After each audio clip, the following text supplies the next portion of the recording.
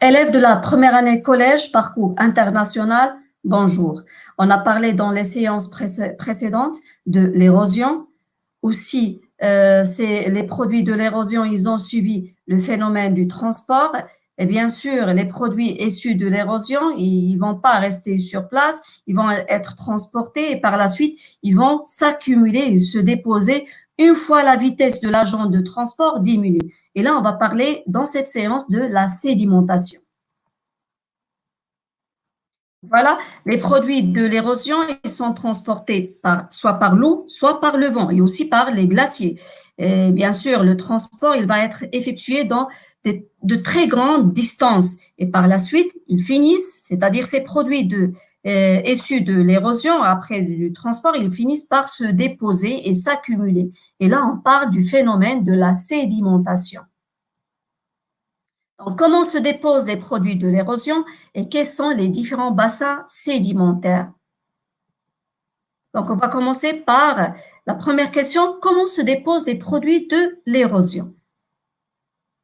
Donc, toujours, l'étude va nous amener à détailler ce diagramme de Joule-Strom.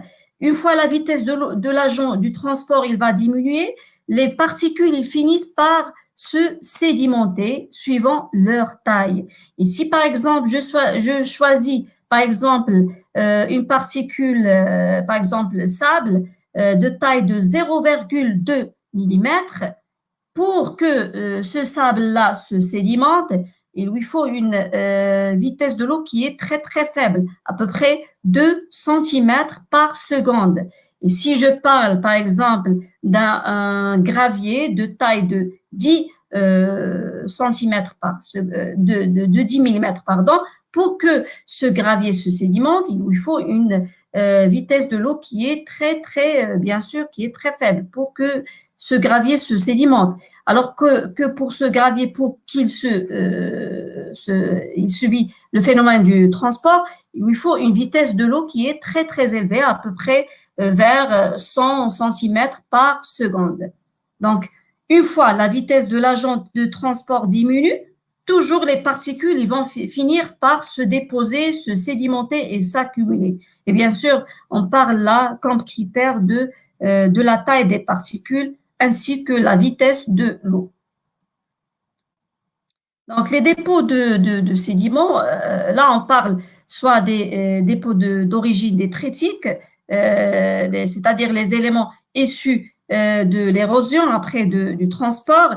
Et là, on voit l'embouchure du fleuve où la vitesse de l'eau diminue et par la suite, les éléments, ils vont arriver à s'accumuler et à se sédimenter au niveau de cette zone-là, au niveau de l'embouchure du fleuve. Et là, on peut voir l'embouchure du fleuve, du Nil, qui se déverse, c'est-à-dire les éléments transportés par le Nil, ils vont se déverser, ils s'accumuler au niveau, bien sûr, de la mer Méditerranée. Toujours dans le dépôt des sédiments détritiques, l'apport fluviatile, c'est-à-dire issu d'un fleuve, ça dépend suivant la vitesse de l'eau. Donc, si la vitesse de l'eau il est faible, donc les éléments ils vont arriver à s'accumuler, ils vont se sédimenter d'une façon qui est verticale parce que la vitesse de l'eau il est faible. Mais si la vitesse de l'eau il est très élevée, moyen à très élevé, on va parler d'un granoclassement ou bien d'une sédimentation horizontale. Donc là, on parle de dépôt de sédiments au niveau des terrasses fluviatiles de la part ou bien des deux rives des fleuves. Toujours dans le cas des dépôts sédimentaires détritiques, tout au long d'un chenal, méandre par exemple, là on voit des sédiments. Une fois la vitesse de l'eau elle est faible, les particules ils vont se déposer et s'accumuler, mais une fois la vitesse de l'eau elle est très élevée, bien sûr les éléments ils vont être transportés jusqu'au un bassin sédimentaire où la vitesse de l'eau il va être très faible et par la suite ces éléments vont s'accumuler. Toujours dans le cas des dépôts des sédiments détritiques, voilà, tout au long d'un chenal, ou bien un méandre. Là, dans la zone convexe, les éléments ils vont se sédimenter. Pourquoi? Parce que la vitesse de l'eau, il dit, là, elle est faible. Alors que dans l'autre rive, la rive concave, les éléments, ils vont subir le transport. Pourquoi? Parce que là, on a une très grande vitesse de l'eau. Par contre, là, la vitesse de l'eau, elle est faible. Donc, les éléments au niveau de cette zone, ils vont s'accumuler, ils vont se sédimenter et se déposer. Dans cette zone-là, ils vont se transporter. Donc là, on a une simulation, bien une expérience, une manipulation de la sédimentation ou la boue. Donc, les éléments grossiers, ils vont se déposer au fond. Par la suite, les éléments de taille moyenne. Après, on a les éléments de faible taille, de taille qui est très, très petite, tels que le limon et l'argile. Et là, on a un schéma de ce granoclassement, de cette sédimentation verticale, c'est-à-dire les éléments qui vont s'accumuler au niveau de la base sont des éléments de grande taille. Puisqu'on remonte jusqu'à la surface, qu'est-ce qu'on voit? Des éléments de taille moyenne vers des éléments de faible taille. Et là, on parle d'un granoclassement vertical, d'un ordre décroissant, c'est-à-dire des éléments de grande taille vers des éléments de faible taille ou bien de petite taille.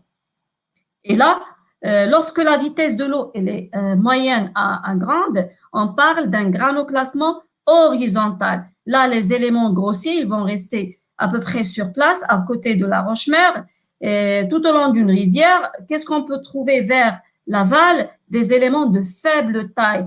Il arrive à être transporté et par la suite, ces éléments, ils vont s'accumuler une fois la vitesse de l'eau diminue. Et là, on parle d'un granoclassement horizontal des sédiments. Et bien sûr, de l'amont vers l'aval, qu'est-ce qu'on peut trouver? Une fois la vitesse de l'eau diminue, les éléments vont s'accumuler, mais la majorité des éléments, ils vont subir le phénomène du transport pour arriver jusqu'au niveau de la mer. Et là, on va parler de différentes zones au niveau de la mer. On parle du plateau continental, aussi le talus continental. On parle d'un pondage qui est très, très raide. Et par la suite, la plaine abyssale où on parle des courants de turbidité. Et là, lorsqu'on va passer vers les grands fonds, qu'est-ce qu'on va trouver? Des particules de faible taille, de petite taille, car à l'origine, ils sont des éléments grossiers. Ils ont subi une érosion après transport et par la suite, ils vont se transformer en petites particules pour arriver jusqu'au grand fond marin. Et là, qu'est-ce qu'on va trouver? Principalement de l'argile, et l'argile rouge surtout. Là, on va parler des dépôts d'origine chimique, un autre type de dépôt. Les dépôts d'origine chimique, par exemple, les évaporites, ces sédiments qui sont formés au niveau de la lagune. C'est quoi une lagune? C'est un bassin sédimentaire sous forme d'une étendue d'eau généralement peu profonde et qui est séparée par la mer par un cordon littoral. Et souvent, elle est constituée bien sûr du sable fin. Et là, qu'est-ce qu'on va trouver au niveau de cette zone-là, au niveau de ce bassin-là? Surtout pendant la période estivale, l'eau, il va s'évaporer. Et par la suite, les éléments, ils vont s'accumuler et se sédimenter. Et là, on va parler des évaporites. Cette image-là, il va présenter aussi un apport, bien ces dépôts d'origine chimique dans cette zone-là. Il y a une connexion avec de l'eau douce et aussi avec de l'eau salée. Et une fois l'eau s'évapore, surtout pendant la saison sèche, par exemple pendant l'été, et par la suite, il y a précipitation, il y a accumulation de ces éléments. Principalement, ces éléments sont des sédiments sous forme de sels, des sels minéraux tels que les sels, les NaCl, les carbonates de calcium, etc. Et aussi, il ne faut pas oublier le gypse. Donc, tous ces éléments-là sont nommés les évaporites, qu'on peut les extraire à partir des lagunes, ces étendues d'eau qui sont toujours juste à côté, la majorité des cas, juste à côté de la mer.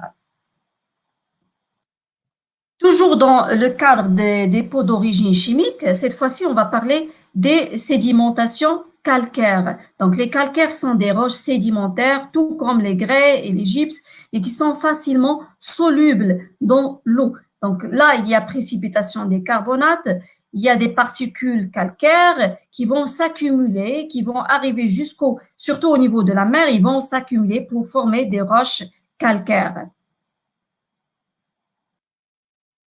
Voilà une autre forme de sédimentation calcaire. Et là, on parle des décorations. On nomme aussi les stalagmites et les stalactites. Ce sont le plus souvent composés de calcaire. Ils peuvent prendre ces formes-là, des stalactites et des stalagmites. Donc, ce sont des sédimentations calcaires. Et bien sûr, d'origine chimique. Un autre type de dépôt, cette fois-ci, c'est d'origine biochimique. Donc, certains êtres vivants marins, on parle ici des planctons, comme les foramifères, les diatomées, les radiolaires, ils utilisent le calcaire et silice qui est dissous dans l'eau de mer pour former des testes, des squelettes où ils vont s'abriter. Et après leur mort, ces testes s'accumulent et se sédimentent, formant de la boue calcaire constituée principalement les grands fonds marins. Donc voilà pour cette séance. Portez-vous bien et à la prochaine. Merci.